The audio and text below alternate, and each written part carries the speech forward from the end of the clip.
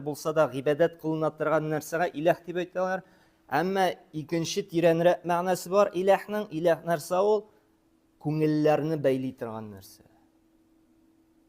Менә калбың, күңелең нәрсә белән бәйле, һәр вакытта да нәрсәдәндер өмет итәсең, нәрсәдәндер куркасың, нәрсәдә тәвәккәллек кыласың.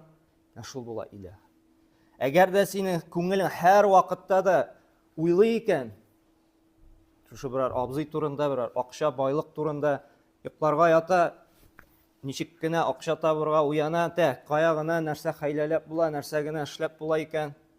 Моның белән дуслашсам, бу булышмас микән шуны табырга. Ягъни бөтен уй фикерең шушы мал, абзыйлар, кешеләр була икән, димәк синең иләһең шушы акча, шушы мал. Ә мусульман кешесе әйтә, ла илаха илляллаһ ди. Аллаһтан башка гыйбадәткә лаек зат юк. Ягъни Аллаһтан башка күңелне бәйли